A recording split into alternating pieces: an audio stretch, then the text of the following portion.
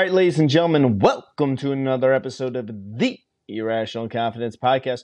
We're talking NFL football, and it's playoff time. It's wild card weekend, and the biggest wild card in all of podcasting. My co-host, Fresh. How you doing, buddy? Haps, I never know what I'm going to say sometimes. Sometimes I say some really stupid stuff. So I try to fit that mantra as best I possibly can. Yeah, at least we haven't made a t-shirt out of it yet. All right, Fresh. We got some other stuff coming, though, for that one. You guys just wait. There's some special stuff out there coming along. All right, Fresh. Wild card football. This is when we kind of really jump into NFL. College football's over. We jump into NFL come playoff time, just kind of as a way to kind of bridge the gap to March Madness and draft season. So let's go through these games here real quick. On Saturday, we got two matchups. Seattle Seahawks at the San Francisco 49ers and the Los Angeles Chargers. I still can't say Los Angeles Chargers. At Jacksonville Jaguars playing home to the Chargers. Let's start with Seattle versus San Francisco. How you see that one going? Well, first off, I think the entire country, the entire world is very happy they don't have to see the Packers get destroyed by the 49ers once again in the playoffs. Like, that was probably the best blessing. Getting in this game, though, I think Seattle's been an amazing story. Geno Smith, getting rid of Russell Wilson. They played pretty well all year. They've been very feisty. He's beaten every team he used to play for, which is also pretty interesting. They've run the ball pretty good with Kenneth Walker III. It's just been a very unique team that's been sort of just building. But the 49ers are a machine. Whether it's Brock Purdy now at quarterback, whether it's Jimmy G was there before, and you have McCaffrey, you got Eli Mitchell, you got Debo, Kittle, an amazing offensive line, an amazing defense. The 49er team is just, they're loaded and they're stacked. And I don't really think they need to have a specific quarterback to be functionally at their peak level, whether it's Trey Lance who got hurt, Jimmy G got hurt, and they bring in Purdy. There's a plug and play, and he's just as successful. I mean, yeah, it's going to be a playoff game. Playoffs are a little different than the regular season, but I think that's going to be, with all the supporting cast and the veteran players they have, it makes it easier for him to step in and move forward. I think he'll be just fine. I think the moment will be a little too big for the Seahawks. I don't think they have enough firepower. The 49ers will take care of business and brush aside the Seahawks very quickly. Yeah, San Francisco's got just so many weapons. Seattle has really overachieved this year. And I never expected them to go 9-8. They're 4-4 away from Seattle here. They're going to San Francisco. San Francisco is an 8-1 home team. I don't know. This is a 10-point spread. I would be a little nervous about laying those 10 points and saying, San Francisco is going to win. This is the NFL, and it is extremely difficult to win by 10 points, especially in a playoff game. But having Purdy play how he's played, that trade for McCaffrey is just unbelievable, man. The rich just getting richer there. And then I know that Debo sounded like he was banged up towards the end of the season, and Kittle's had his best year though of his career in San Francisco. I got the 49ers as well. I think they're going to I think it'll be a little tight early on, but give me the 49ers, and I'd say 49ers by at least a touchdown. But I'm nervous at that 10 number. Yeah, I mean, Ayuk has also stepped up and become a much better receiver after really going through some doldrums of trying to get comfortable in that offense. And go back to the McCaffrey trade. That's one of those fantasy football trades that you wish the league all vetoed, because it's only going to be bad news for everybody else. Yeah. All right, so let's go to the nightcap of the Saturday slate here. Los Angeles Chargers at 10-7, traveling to Jacksonville to face the Jaguars. The Chargers are technically a 1-point favorite in this game, even though 1 point, it's probably a pick'em game. Over-under set 47.5. Fresh, we're here. We record out of Jacksonville. Duval went nuts with the Jags barely getting in. And I'll say barely getting into the playoffs because it took a fumble recovery for a touchdown to push them ahead. But it's the most motivated I've ever seen this fan base. It's awesome to see. I like being here right now at this time. Trevor Lawrence has really kind of shooken off the Urban Meyer stank that was on him from last year. Travis Etienne has been phenomenal. 1,000-yard rusher from him. And Christian Kirk, absolutely ridiculous. I love him. Zay Jones, like him as well. There's a lot to like about this Jaguar team, but I don't know if they got an answer for Austin Eckler. Duval. I mean, the way this Jaguar team has sort of just come off of what 2-8 start, 2-7 start, and got themselves to win the division and make the playoffs. It was a real a culture change in the entire organization. You saw Doug Peterson finally started clicking. The young guys started getting comfortable and playing, and they built every single week. Um, I think the Cowboys win when they beat the Cowboys a few weeks ago. That was the push. They had to get over that edge, and they finally were able to say, "All right, we did it." And then you started seeing things pack on from there. Um, they're going to have to play better than the way they played versus the Titans. That game, they looked they're very tight offensively. The guys were kind of scared, didn't want to make a mistake. The defense obviously won the football game in the end. But there's something about like people get Jag fans, they don't show up and they're terrible. Well, when the team is actually good, you look back in the 90s, early 2000s, or even the 2017 team, when the team is actually good and winning, that place especially at night is rowdy, and it's going to be it's Duval for a reason. There are eclectic groups, people, we embrace it pretty strongly. They're going to be who you are, and it's going to be an intense environment. And I don't see many Chargers fans coming cross country to this football game to help give them some support. That's going to be a pretty hostile environment. So Justin Herbert, his first ever playoff game, how's he going to handle this? Mike Williams got beat up in the last game. Keenan Allen's finally kind of healthy. You never know with him. Austin Eckler, is he going to be able to take care of business? And is the defense going to show up? But, Bosa, is he going to be able to lead? And him and Mac, this is why they're brought there. It's going to be, I think, two young quarterbacks trying to show if they're actually really ready and who can actually handle the playoff environment. I'm going to be a homer. I think the Chargers have a lot of weapons. And you kind of say the heart and the mind thing where you talked about a couple weeks ago. I want to pick the Jags. My mind says take the Chargers, but I'm going to go with the Jaguars to win this in an upset. I think they use the momentum of the crowd. It's going to be a sloppy, ugly football game, and somehow they're going to win the ball in the end. I just don't trust Justin Herbert in a big game to show up. Yeah. All right, Fresh. So both of these quarterbacks are playing in their very first playoff game in their career. How many quarterbacks have won their first playoff game? I'm going to say 6. It's actually 9. Only 9 since 1970 have won their first playoff game here. And it'll go to 10 because one of these guys are going to win the game. And to me, I like both teams' offenses. I think both teams' offense are really fun to watch and are able to move the football, and especially move the football in between the 20s there. It really is going to come down to who's going to be able to execute and get touchdowns instead of field goals in the red zone there as well. And also, I've seen a nice increase by the Jaguar defense. There have been certain times where they've kind of been up and down this year. There's certain times that they've gotten burned pretty bad, especially in the secondary when I've watched them. But I think that they've improved quite a bit. You go back to that Dallas game, you go back to the Tennessee game here. Both of those have big defensive plays in them. I think that sooner or later, the Jaguars are going to get that big defensive play and win this game. Close game. I think this is going to go down to the fourth quarter, but Jaguars pull off the win and move on to the second round. I think Evan Ingram's going to have a big game. He's had a great, resurgence in his career, but I think he's going to have a big game on Saturday night.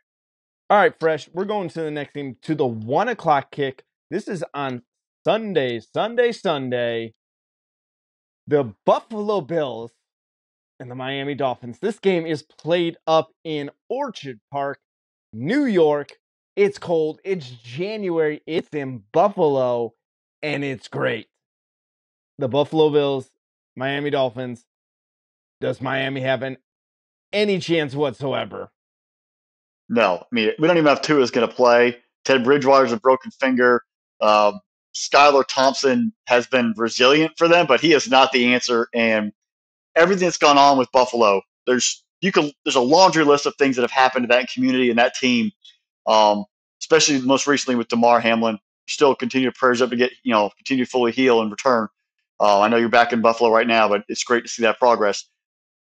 This Buffalo Bill team is going to wipe the floor with the Dolphins. It's going to be bad. They're going to put beat down style because this team has so much talent and so much motivation. The focus, the drive, it could get ugly early.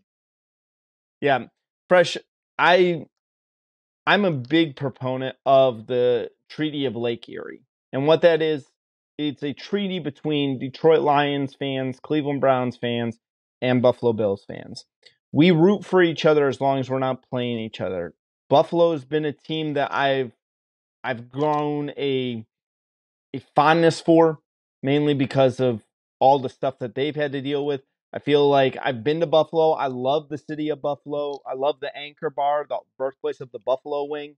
It's a cool little spot. I'm glad I've been able to say that I've been there. I'm a huge fan of Bill's Mafia.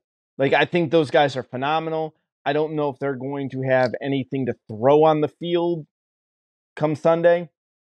Maybe they'll throw something Maybe. You made never know. of rubber. But all I can even think about, and this is the same thing with this, is back in the late 90s, early 2000s, Fresh, there was a professional wrestling tag team called the Dudley Boys. And what the Dudley Boys were famous for were putting people through tables. And it always was, and you'd see Bubba Ray Dudley would yell out, "Devon, get the tables. Bills, get the tables. It's time to go through some tables. You're going to put the Dolphins through a table here." Hopefully, metaphorically, not literally. But I think Josh Allen, Stefon Diggs, this entire Buffalo team, they have so much to play for. I think that what happened, thank God that everything worked out with Hamlin. I'm so glad that he recovered. That was a scary situation. We can't say that enough on that. But what it's done is it gives Buffalo a reason. It gives them a why. And that why is to win the Super Bowl for maybe the hardest thing for a team to ever go through. I like the Buffalo Bills. I like the Buffalo Bills real big in this game. Take Buffalo and the points for me. Yeah, I mean, it's just too many positive storylines, and this team is they've been so close in many years in the past. This is going to be the extra push, I think, to really get them over and playing for a cause. Okay. 4:30 game on Fox. This is the New York Football Giants traveling to the Minnesota Vikings. This game is currently a 3-point favorite for Minnesota. That shocked me because 3 points is home field there, Fresh. Over-under set at 48.5 here. Kirk Cousins versus Daniel Jones. I mean, it's not sexy. It's not intriguing there. But this might be the best, legit football game between two teams, because I think that New York has kind of rested their players down the stretch. They really haven't been as motivated. And I think that Minnesota's going to get a very motivated football team. But this Vikings offense, it's really damn good. I think this might be the best game of the entire weekend, because you look at the way they played earlier a couple weeks ago. It was 27-24, went down to the wire. The Vikings defense is subpar, but their offense is amazing. And the Giants just have a grit about them, a focus, a drive offensively and defensively, where they do stuff right, and they do it with a purpose. Daniel Jones is not the greatest quarterback in the world, but he has shown dramatic improvement. The one thing that Giants have to do better is they have to throw the football. Kenny Golladay, you have one touchdown in 2 or 3 years as a Giant. You were brought there to catch touchdowns. You need to start catching touchdowns. Darius Slayton, you need to start catching some touchdowns. It can't just be Saquon Barkley and Daniel Jones running down the field, because you never know when Daniel Jones is going to fall down at the 5-yard line on his own. Justin Jefferson, Adam Thielen, Dalvin Cook. This is your time. Like, you guys have a home game. You won the division. Time for you to show up.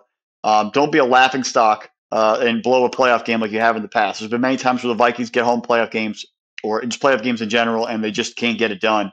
If you choke versus the Giants, you might never hear the end of it, because you're blowing an opportunity to be in the upper threshold of the NFC. I think this will be a great battle. It'll come down to it. I think the Vikings and Justin Jefferson just have enough to put it over, and they gritty themselves to the divisional round. Yeah. I think the Giants are really going to struggle late in this game. And Justin Jefferson, man, 128 catches on the year. Just ridiculous. Like, it's amazing what that dude's doing. And we're forgetting TJ Hawkinson. They traded for him. Like, he actually, I think, is the number 2 receiver since they got the trade, and I think the number two receiving for tight ends in the NFL after they got the trade. So he's become a major threat. Minnesota's a scary team. Hopefully that defense can play a little bit better, but I also got the Vikings going into this game. All right, Fresh, let's go to the night game on Sunday Night Football on NBC. The Baltimore Ravens, the Cincinnati Bengals. This is a rematch from week 18 now. I got to say that, not week 17. Rematch there. Lamar Jackson, I believe, is playing in this game. I think so. We haven't seen him for 5 weeks, so he's probably listed as questionable. If Yeah, Lamar didn't Jackson, get to if he doesn't play, there's no way Baltimore wins this game. no, he's got to play this game, and him and Mark Andrews have got to be significant factors. They're going to have a host of running backs, whether it's Drake or Edwards or whoever, but the two of them offensively have got to show up, and that defense has got to show up to shut down Joe Burrow and company. Because if that Bengal offense gets going between Mixon, Burrow, Boyd, Higgins, Chase, Hunter, who's have the tight end, that offense could take you out in a heartbeat. Like, they have got to show up and manage that football game. Yeah, Joe Burrow has had just great success this year, building on that Super Bowl run last year. You kind of were wondering to see what would happen. Like, it always goes, people start to get some tape on you. And the more tape they get on you, they're going to counter your next punch. Are you able to develop a counter punch and have something else that you're able to do really well? I love the fact that him and Jamar Chase have built on that relationship that they showed that they had at LSU, what they had last year, and now this year, 87 receptions, over 1,000 yards receiving. I wish Joe Mixon had a little bit better of a year. I would feel like really good about the Bengals if he was like 1,000-yard rusher here. I know everyone's going to say, well, he dealt with this, or he did this, or we did this, blah, blah, blah, blah, blah. That's fine, but there was definitely the possibilities for him to crack the 1,000-yard mark there. Because at the end of the day, especially, you take a look at what Cincinnati is going to have to go through. You're going to have to go through either Kansas City, you're going to have to go through Buffalo, you might get to go through Jacksonville, or I don't know, or the Chargers. When I say that, though, you're going to have to run the football. And you're going to have to run the football and run the football well. I know Joe Burrow can sling it all over the place. I'm still a little nervous about Cincinnati's offensive line, but I still think they're going to win this game handily. If Lamar doesn't play, watch out for that contract extension, man. I don't know what they do with this contract. That's a great debate for people who are way smarter than I am, but the Baltimore Ravens really need Lamar Jackson. Yeah, I mean, Samaje Perine has been a nice number two running back that's really had a great season, help Mixon and give him some nice balance there. But, it's going to be interesting to see how Lamar plays it there with that contract. Do I want to play and show that I'm worth the money in this football game, potentially win a playoff game, or does he kind of maybe protect his body and think about the future at the same time? Because you don't want to get hurt before an extension, and then people are like, well, I'm not going to give him much money. Like, this is a weird dynamic where you don't have it signed. He doesn't have an agent, so him and his mom are the ones negotiating. So how do they play this out? How does this game go? His legacy's at stake. The contract's at stake. It's a weird dynamic. We saw today that Roquan Smith got his 6-year extension or 5-year extension for $100 million with the Ravens. So the defense is set, but offensively, Lamar, you're an amazing talent. But how do you play this out, and how does that contract get handled? And I think the Bengals get it done. That defense has definitely shown improvement in the past couple of years on the playoff run last year, especially with the Super Bowl run. I think the Bengals find a way to get the victory and move on. But it's going to be interesting to watch that Lamar dynamic as the game plays out. All right, Fresh, let's go to the last game of the weekend. This is on Monday night. We're having Monday Night Football wildcard weekend, which is still really weird to me. I don't like it very much.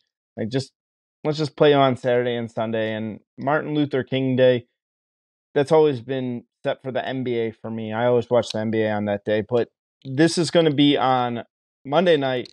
The Dallas Cowboys at 12-5 are going to travel to Raymond James in Tampa, Florida, and play the Buccaneers, who are 8-9. They have a losing record in the playoff. We need to stop this foolishness, and this game should be played in Dallas. Listen, man, like Dallas, you're limp. I don't want to say you're limping into the playoffs, because you're not. You beat the Eagles. You beat Tennessee. You lost to Washington last week, but you really didn't play anybody. But Dak didn't look that great. Dak has not looked good in a while. And then you take a look at Tampa, though. Lost to Atlanta, beat Carolina, Arizona. Congratulations on all your success on that one. And then lost to Cincinnati and got their lunch handed to them and got boat raced by the San Francisco 49ers in the last 5 games. I don't know. I know that this is going to be the most interesting game for eyeballs just because of the Cowboys and Tom Brady. I get that. But I don't know. Like, I'm really nervous about like picking this game. I think it's going to be the Cowboys. I think that this is it for Tom Brady. The Buccaneers are a very veteran-laden football team. You look at the defense, the offense, like they're older dudes. You got Julio as your on the offense. You got Mike Evans, Chris Godwin. They're not young pups, but it just has that weird feeling that this is the kind of game that they rally together and they kind of been like, just, hey, you know what? All we have to do is win the NFC South because the division's horrible. We get a playoff game and then we can turn it on and really start playing like serious. I don't really trust the Cowboys. Do you trust the Cowboys? I don't trust Dak Prescott. Zeke's great, but I don't trust him to be the full-on battle cow to get it done in this football game. Pollard's had an amazing year, but CeeDee Lamb doesn't show up every single week as a dominant receiving threat. Their defense has hit or miss sometimes. Like, I just don't trust the Cowboys, and I actually think deep down Jerry Jones wants them to lose so that he can jump into the Sean Payton sweepstakes a lot quicker and not let him get snapped up by the Panthers or the Broncos. I think deep down he wants to lose to the Buccaneers, get that over with, have an excuse to fire McCarthy, get him out the door, go get Sean Payton, make the deal with the Saints, bring him in, and have who he wants. And the same thing, I think the NFL can't lose with this result because either you have the Cowboys fan base moving on to the playoffs or you have Tom Brady moving on to the playoffs for TV audiences and viewing in that storyline. So I don't know who I would want to pick. I'm going to go with the Cowboys. They're just a little more of a better football team. They've shown it so far the entire year, but I would not be surprised if the Buccaneers won this game because the Cowboys just cowboy it away. They have not been to an NFC Championship game since 1995. So I don't really trust the Cowboys to win this football game, much less go deep in the playoffs. Yeah, I'm kind of at a loss for this as well. I do like Tony Pollard a lot. I really have started to like him more than I've liked Elliott at times. I know Elliott's a little bit of a stronger back, but Pollard's really come onto his own over the last 2 years.